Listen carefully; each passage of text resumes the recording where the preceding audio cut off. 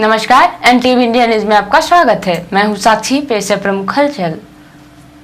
22 जुलाई को जिला कांग्रेस कमेटी सीधी के तत्वाधान में केंद्र की भारतीय जनता पार्टी सरकार के द्वारा केंद्रीय एजेंसियों का दुरुपयोग कर विपक्ष की आवाज दबाने और गांधी परिवार को बदनाम करने की नीयत से षड्यंत्र रचने के विरोध में कांग्रेस पार्टी द्वारा सीधी शहर के पीथिका भवन में धरना प्रदर्शन आयोजित कर महामहिम राष्ट्रपति के नाम का ज्ञापन कलेक्टर सीधी के माध्यम से देकर अपना विरोध दर्ज कराया गया। ज्ञापन के पूर्व धरना प्रदर्शन कार्यक्रम में पूर्व मंत्री कमलेश्वर द्विवेदी ने केंद्र की भाजपा सरकार के ऊपर आरोप लगाते हुए कहा कि केंद्र सरकार लोकतंत्र को समाप्त करने एवं कलंकित करने का कार्य कर रही है। वर्तमान समय में देश के अंदर तानाशाही का माहौल नजर आता है, लेकिन देश की जनता आने वाले समय में इसका जवाब जरूर देगी। धरना कार्यक्रम में अपना उद्बोधन देते हुए प्रदेश महामंत्री लालचंद्र गुप्ता ने कहा कि आज जिस तरीके से तानाशाही रवैया के साथ भारतीय जनता पार्टी काम कर रही है और विपक्ष की आवाज को दबाने का प्रयास कर रही है, यदि यही काम कांग्रेस ने अपनी सरकारों में किया होता तो आज भारतीय जनता पार्टी और उसके सहयोगी संगठनों का उदय ही नहीं होता। आप उस परिवार और उस महिला के ऊपर आरोप लगा रहे हैं जिस परिवार ने इस देश के लिए बलिदान दिया है। भारतीय जनता पार्टी का उदय न होता, आपके जितने सामाजिक संगठन बने हैं उसका भी उदय न होता, लेकिन कभी कांग्रेस पार्टी ने ऐसा कृत्य नहीं किया। और आज यहाँ हम बैठे हैं, हम लोग आते थे, भारतीय जनता पार्टी विपक्ष में थी, सरकार कांग्रेस की थी, जब धरना करते थे, प्रदर्शन करते थे, ये कलेक्टेड बाउंड्री के अंदर करते थे। ताजा उदाहरण यही है कि आप देख लीजिए, आज कांग्रेस पार्टी प्रजातांत्रिक ढंग से धरना कर रही है तो कलेक्टेड बाउंड्री के बाहर धरना शुरू है। यह है भारतीय जनता पार्टी का स्वरूप और यह है कांग्रेस पार्टी का। धरना प्रदर्शन कार्यक्रम को संबोधित करते हुए जिला कांग्रेस कमेटी के अध्यक्ष ज्ञान सिंह ने कहा कि केंद्र में सत्तारूढ़ भाजपा सरकार सीबीआई, ईडी जैसे केंद्रीय एजेंसियों का इस्तेमाल पूरे देश में विपक्ष की आवाज को दबाने और जिन राज्यों में दूसरे दल की सरकार है उन्हें गिराने में उपयोग कर रही है, जो लोकतंत्र के लिए बहुत घातक और कलंकित करने वाला है। गांधी परिवार को और कांग्रेस पार्टी को बदनाम करने की नीयत से कोर्ट द्वारा बंद कर दिए गए नेशनल हेराल्ड केस पुनः खोलकर ईडी के माध्यम से कांग्रेस की राष्ट्रीय अध्यक्ष श्रीमती सोनिया गांधी और राहुल गांधी को बार बार पूछताछ के लिए बुलाना और उन्हें परेशान करना है एक सोची समझी साजिश के तहत केंद्र की भारतीय जनता पार्टी सरकार कर रही है। लेकिन मोदी जी और अमित शाह यह समझ ले कि देश की जनता आपका यह कुचक्र देख रही है और आने वाले समय में इसका जवाब जनता जरूर देगी। धरना प्रदर्शन कार्यक्रम के बाद जिला कांग्रेस कमेटी के अध्यक्ष ज्ञान सिंह चौहान ने महामहिम राष्ट्रपति महोदय के नाम का ज्ञापन जिले के कलेक्टर प्रतिनिधि तहसीलदार सौरभ मिश्रा को सौंपा। तहसीलदार को अपनी मांगों का ज्ञापन देने के बाद जिला कांग्रेस अध्यक्ष ज्ञान सिंह चौहान ने एनटीवी इंडिया न्यूज को धरना प्रदर्शन कार्यक्रम की वजह की जानकारी दी। साथ ही एनटीवी इंडिया न्यूज के द्वारा महंगाई पर पूछे गए सवालों का जवाब देते हुए उन्होंने कहा कि यदि सरकार ने महंगाई को कम करने के लिए कदम नहीं उठाया तो कांग्रेस पार्टी सड़कों पर उतरकर प्रदर्शन करेगी। अध्यक्ष महोदय, आज कांग्रेस पार्टी ने यहाँ पे धरना प्रदर्शन किया था, क्या बिंदु थे आपकी, क्या समस्याएं थी कि आपको आज यहाँ पे धरना प्रदर्शन करना पड़ रहा है? कि हमारे राष्ट्रीय अध्यक्ष श्रीमती सोनिया गांधी जी को ईडी के द्वारा, जो भारत सरकार के अधीन संस्था है, जब कि केस कोर्ट में चल रहा है, ऐसे वक्त में उन्हें पूछताछ के लिए बुलाया जा रहा है। इसके पहले राहुल गांधी जी को आपने देखा, पूरा देश ने देखा कि 7-8 दिन बुलाया गया और खोदा पहाड़ निकली चूहिया वाली कहावत निकली। यही गांधी परिवार के साथ लगातार हो रहा है। तो इसी संबंध में आज पूरे देश के मुख्यालय में उसके विरोध में हम लोगों ने यहाँ पे धरना दिया है। महंगाई को लेकर भी आपके नेता आज काफ़ी मुखर दिखे हैं, क्या आगे भी इस तरह महंगाई के खिलाफ आप लोग सड़कों पे उतरेंगे? देखिए, त्रिस्तरीय चुनाव पंचायत और नगरीय निकाय में आपने देखा कि जिस तरह से कांग्रेस ने भारी बहुमत से वापसी की है, तो इसका जवाब तो उनको मिल रहा है। लेकिन आने वाले समय में यदि इन्होंने महंगाई पे काबू नहीं किया, महंगाई पे नियंत्रण नहीं किया, तो कांग्रेस पार्टी निश्चित रूप से धरना प्रदर्शन के माध्यम से और सड़कों के में आंदोलन के माध्यम से न्याय दिलवाने का प्रयास करेगी।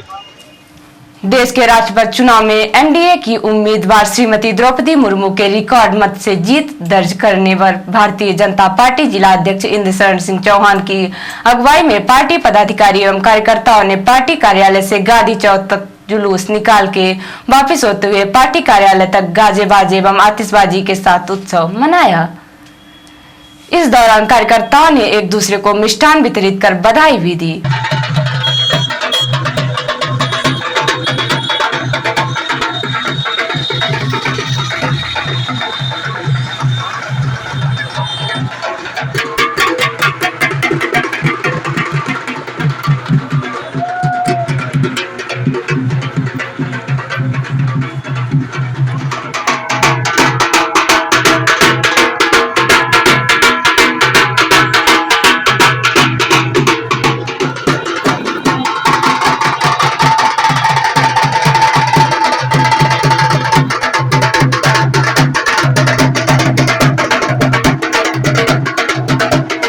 गांधी चौक में जुलूस के दौरान भाजपा जिला अध्यक्ष इंद्रशरण सिंह चौहान ने एनटीवी न्यूज से कहा कि यह भारतीय लोकतंत्र की खूबसूरती है कि पहली बार कोई जनजाति महिला देश के सर्वोच्च पद पर आसीन हुई है। उनके राष्ट्रपति बनने से न केवल जनजाति बल्कि देश में सभी वर्गों को गर्व की अनुभूति हुई है। भारतीय जनता पार्टी सीधी आज अपने नए नवनिर्वाचित राष्ट्रपति के निर्वाचन का जश्न मना रही है। आइए हम जानते हैं सीधी जिले के बीजेपी अध्यक्ष इंद्रशरण सिंह जी से, उनका क्या कहना है। भारत के लिए और हमारे पूरे भारतीयों के लिए यह एक ऐतिहासिक दिन है। कल हमारे शुभ रात्रि का ही प्रभाव था। भारतीय जनता पार्टी और एनडीए की प्रत्याशी श्रीमती द्रौपदी मुर्मू जी जो आदिवासी समाज से हैं, देश के इतिहास में पहली बार भारत का कोई राष्ट्रपति अगर बना तो आदिवासी महिला बनी है। और भारतीय जनता पार्टी और एनडीए की प्रत्याशी बन करके हमने एक ऐसी सफलता अर्जित की जिसके लिए लोग तरसते रहे। हमारे देश में आदिवासी समाज को और वंचित वर्ग को एक बहुत अच्छा संदेश जाएगा कि अगर हम बेहतर तरीके से काम करें तो हम महामहिम बन सकते हैं। तो आज उनकी खुशी में भारतीय जनता पार्टी का पूरा परिवार एक साथ चल रहा है और साथ में हमारे जो 6 वार्डों में प्रत्याशी जीते हैं उनकी भी खुशी हम सबको है। एक साथ इसको खुशी को शेयर कर रहे हैं। तो इस ऐतिहासिक क्षण को जो हमारे एनडीए ने, मोदी जी ने, अमित शाह जी ने, आदरणीय नड्डा जी ने दिया, उसको हम लोग सेलिब्रेट कर रहे हैं। प्रदेश कार्य समिति के सदस्य डॉक्टर राजेश मिश्रा ने कहा कि मैं श्रीमती मुर्मू को भारत के राष्ट्रपति पद पर निर्वाचित होने पर हृदय से बधाई देता हूं और यह भारतीय जनता पार्टी में ही संभव है। आज हम लोगों के लिए अत्यंत हर्ष का दिन है। जैसा आपको मालूम है कि कल हमारे भारत के महामहिम राष्ट्रपति माननीय द्रौपदी मुर्मू जी अत्यधिक मतों से विजयी हुई है और ये एक रिकॉर्ड है। एक दलित आदिवासी महिला, ट्राइबल महिला, अति गरीब महिला और एक पार्षद से लेकर के और आज राष्ट्रपति की कुर्सी पर बैठी है। ये भारतीय जनता पार्टी का जो अंत्योदय का सपना था पंडित दीनदयाल जी का, वो आज पूरा हुआ है। बस मुझे इतने कहना है। जुलूस के दौरान जिला महिला मोर्चा की अध्यक्ष श्रीमती पूनम अमित सोनी ने कहा कि श्रीमती द्रौपदी मुर्मू के देश के सर्वोच्च पद पर आसीन होने से उन्हें गर्व का अनुभव हो रहा है। ये तो हम सब महिलाओं के लिए, पूरे देश की महिलाओं के लिए गौरव का क्षण है जो आदिवासी समाज से निकलकर महिला को राष्ट्रपति महामहिम की कुर्सी में बैठाया गया है। अगर ये विचारधारा किसी की हो सकती है तो भारतीय जनता पार्टी की हो सकती है। अंतिम पंक्ति में बैठे हुए अंतिम छोर वाले व्यक्ति को प्रथम पंक्ति में लाने का काम अगर कोई कर सकता है तो भारतीय जनता पार्टी। भारत देश के विश्व प्रसिद्ध जादूगर आनंद अपनी रंगीन मायालोक संस्कृत में रोमांच कलाओं को लेकर सीधी शहर में आए हुए हैं। सीधी शहर के स्वयंवर पैलेस में 23 जुलाई से 10 दिनों तक वह जनता के लिए अपनी रहस्यमयी जादूगरी कला का प्रदर्शन करेंगे। जादूगर आनंद के कार्यक्रम के लिए शुल्क निर्धारित किया गया है। शहर के दर्शक 100 रुपए, 150, 200 और 250 रुपए के टिकट खरीदकर उनके शो का आनंद उठा सकते हैं। जादूगर आनंद ने अब तक देश और विदेश में 35 देशों पर अपनी शो कई हजार से दर्शकों को दिखाए हैं और उनकी प्रशंसा पाई है।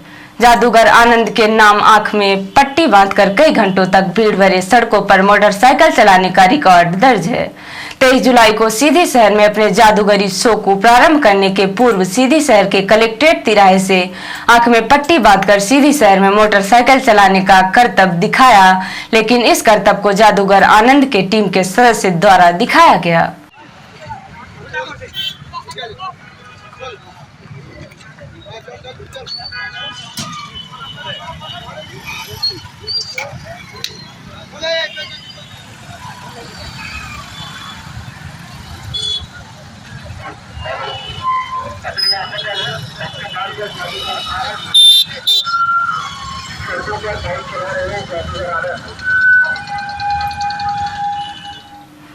शहर में आंख में पट्टी बांधकर मोटरसाइकिल चलाने के करतब के दौरान एनटीवी इंडिया न्यूज ने विश्व के मशहूर जादूगर आनंद से कई सवाल किए, जिसके उन्होंने बड़ी बेबाकी से जवाब दिए। इसके साथ ही उन्होंने शहर की जनता से अपील की कि कोरोना महामारी से जो सब बच गए हैं उनको अपनी बिंदास जिंदगी जीनी चाहिए, एक बच्चे की तरह खिलखिलाकर जीना चाहिए। हमारे साथ इस समय दुनिया के सर्वश्रेष्ठ जादूगर आनंद भाई साहब मौजूद हैं। ये इस छोटे शहर में आप कई लंबे अरसे बाद शायद आपका आना हुआ है, लोगों में यहाँ चर्चा है कि आप आए हैं। अब इसका खुलासा भी आपसे होगा कि आप इस शहर में आ चुके हैं या पहली बार आए हैं। आपने पूरे देश और दुनिया में 36,000 के लगभग शो किए हैं, क्या खासियत है आपके शो की? अब खासियत तो देखने वाले बता सकते हैं, मैं क्या होता हूँ। मैं तो कोशिश करता हूँ उस मकाम में इतने अच्छे से करूँ कि लोगों की आत्मा जो है प्रफुल्लित हो जाए, और आशीर्वाद तो मिलते ही रहा है लोगों का, तालियों से पता लगता है कि हाँ बहुत बढ़िया है करके। और मैं यहाँ कभी नहीं आया हूँ, आपसे मैं बता रहा हूँ। एक सज्जन और बता रहे थे कि कोई और आए थे, मेरे नाम से यहाँ होके गए हैं, लेकिन मुझे नहीं पता वो कौन थे और कब आए थे। यदि आया होता तो गर्व से बताता कि हाँ मैं दूसरी बार आया, उसमें शर्म की कोई बात नहीं थी, लेकिन आया ही नहीं हूँ तो कैसे बताऊँ मैं। जो ये आपका ये शो होता है, इसमें किस किस तरह के आइटम दिखाए जाते हैं? क्या क्या प्रमुख ऐसे आइटम है जो जनता के दिलों पे राज करते हैं आज तक? वो तो बहुत सारे हैं, देख के समझा जा सकता है, लेकिन हमें दर्शकों में से लड़की बुलाते हैं, पब्लिक की रहती है, वो उसको हिप्नोटाइज करके हवा में उड़ाते हैं। ये अद्भुत है, मतलब एक कल्पना से परे है। ऐसा लगता बाकी चीज़ों में तो चलो ये होगा वो होगा, इसमें फिर दिमाग काम नहीं करता। और आप में से जो भी चाहे अपने परिवार की बच्ची भेज सकते हैं, स्वागत है, कोई दिक्कत नहीं। इसमें जो बच्चे होते हैं या पुरुष होते हैं उनका इस्तेमाल क्यों नहीं करते आप? अलग आइटम है, उनका भी होता है, बच्चों का भी होता है, पुरुष का भी होता है, बच्चियों का भी होता है, वो सब अलग अलग जादू है। मैं अगर जानना चाहूँ कि आपके इस शो से दर्शकों को क्या क्या मिलता है, क्या सीखने को मिलता है, क्या ज्ञान प्राप्त करते हैं, क्या चीज़ें प्राप्त होती होंगी उनको, क्या प्राप्त कर सकते हैं लोग? एक तो सुख ये मिलता है कि प्रकृति के नियम टूट गए ऐसा लगता है। दूसरे 2.5 घंटे तक हाई अलर्ट में बैठा रहता है आदमी, पूरा चौकन्ना एकदम ट्रांस में रहता है, जो बाकी और किसी मनोरंजन के प्रोग्राम में होता नहीं। तीसरा मनोरंजन तो खैर होता ही है, एक खूबसूरत अच्छी चीज़। और तीसरी ये है कि वो ये देख पाते हैं कि हमारे देश की ये इंद्रजाल की कला पूरी दुनिया में राज कर रही है, तो वो क्यों कर रही है, दर्शकों को प्रत्यक्ष देखने का मौका मिलता है। क्योंकि आप वीडियो में या कैमरे से जो भी देखते हैं वो कैमरे का जादू ज़्यादा रहता है उसमें। जब आप अपने आँख से देखते हैं प्रत्यक्ष, तो वो फिर सही जादू होता है। आप इस शहर में आए हैं, इस सीधी शहर की जनता को आप क्या मैसेज क्या देना चाहेंगे, उनसे क्या कहना चाहेंगे? मैं तो ये कहना चाहता हूँ भाई, इतनी बड़ी महामारी आई, कोरोना, करोड़ों लोगों की मौत हो गई, हम और आप जिंदा रह गए, तो उसको पुनर्जन्म जैसे बड़े उत्साह से इस जिंदगी को जिया जाए। ईश्वर ने हमको इसलिए जिंदा रखा है। 22 जुलाई को कलेक्टर मुजीबुर रहमान खान की अध्यक्षता में जिले में उज्जवल भारत उज्जवल भविष्य उत्सव मनाने के लिए समीक्षा बैठक का आयोजन किया गया। उन्होंने कहा कि सचिव ऊर्जा विभाग भारत सरकार नई दिल्ली एवं प्रमुख सचिव मध्य प्रदेश शासन ऊर्जा विभाग मंत्रालय भोपाल द्वारा दिए गए निर्देशों के परिप्रेक्ष्य में आजादी का अमृत महोत्सव के तहत दिनांक 25/7/2022 से 30/7/2022 के दौरान ग्राम पंचायत कुसमी विकासखंड कुसमी एवं ग्राम पंचायत चंद्रेह विकासखंड रामपुर नेकिन मुख्यालय पर उज्जवल भारत उज्जवल भविष्य एक दिवसीय उत्सव मनाया जाएगा। कलेक्टर श्री खान ने कहा कि ग्राम कुसमी विकासखंड कुसमी में दिनांक 26/7/2022 को दोपहर 2 बजे से सांस्कृतिक भवन कुसमी में एवं ग्राम पंचायत चंद्रेह विकासखंड रामपुर नेकिन में दिनांक 30/7/2022 को दोपहर 12 बजे से चंद्रेह शिव मंदिर के पास उज्जवल भारत उज्जवल भविष्य उत्सव मनाया जाएगा। कलेक्टर ने मुख्य कार्यपालन अधिकारी जिला पंचायत राहुल धोटे के निर्देशन में अधिकारियों को कार्य का दायित्व सौंपा है। रिपोर्टर हिमानी रौतेला ने बताया कि जिला न्यायालय परिसर के सामने महीनों से बह रही गंदगी का समाधान न होने पर अब अधिवक्ता आंदोलन करने की तैयारी में है। दरअसल न्यायालय परिसर गेट के सामने महीनों से सीवर ओवरफ्लो होकर उससे लगे रास्ते पर बह रहा है, जिससे न्यायालय परिसर से कलेक्ट्रेट जाने आने में अधिवक्ताओं सहित बदकारियों को भारी समस्याओं का सामना करना पड़ रहा है। बार के सचिव दीपक रुवाली ने बताया कि उनके द्वारा मामले जिसकी शिकायत विभाग से लेकर मुख्यमंत्री शिकायत पोर्टल तक भी की गई है, लेकिन विभाग की उदासीन रवैया के चलते विभाग द्वारा अब तक कोई कार्यवाही न कर गंभीर लापरवाही बरती जा रही है, जिसको लेकर जिला बार आक्रोशित हो उठा है। बार एसोसिएशन सचिव दीपक रुवाली ने कहा कि विभाग द्वारा मामले का तत्काल आवश्यक समाधान नहीं करा जाता है तो अधिवक्ता आंदोलन व प्रदर्शन को बाध्य होंगे। कहा कि मामले में उचित कार्यवाही के लिए कुमाऊं कमिश्नर, जिलाधिकारी सहित अन्य जिला स्तरीय अधिकारियों को भी अवगत कराया गया है। और अब पेश है प्रादेशिक हलचल। मुरैना में 4 लाख रुपए बकाया बिल वसूलने पहुंची टीम, बाप बेटों ने बिजली इंजीनियर को चप्पलों से पीटा। जबलपुर में युवक को पड़ोसियों ने पीटा, 40 रुपए के लिए मारे लात घुसे, कपड़े उतारकर घसीटा, वीडियो भी बनाया। धार में कांस्टेबल की पत्नी को पड़ोसी महिला ने पीटा, बेटा पुलिस पर डंडा लेकर दौड़ा, हेड कांस्टेबल समेत 3 को आई चोट। और राजनीति संतों का जमावड़ा नहीं है, जबलपुर में बोले लोक निर्माण मंत्री गोपाल भार्गव। और अब पेश है राष्ट्रीय हलचल। उपराष्ट्रपति चुनाव से पहले विपक्ष में घमासान, टीएमसी ने वोटिंग से हाथ खींचा तो मार्गरेट अल्बार बोली गुस्सा और अहंकार छोड़कर साथ आइए। दिल्ली में नई एक्साइज पॉलिसी की सीबीआई जांच होगी, एलजी ने की सिफारिश, सिसोदिया घेरे में। अग्निपथ के विरोध में रेलवे की 260 करोड़ की संपत्ति खाक, राज्यसभा में रेल मंत्री ने बताया 4 साल में 1376 करोड़ रुपए का नुकसान।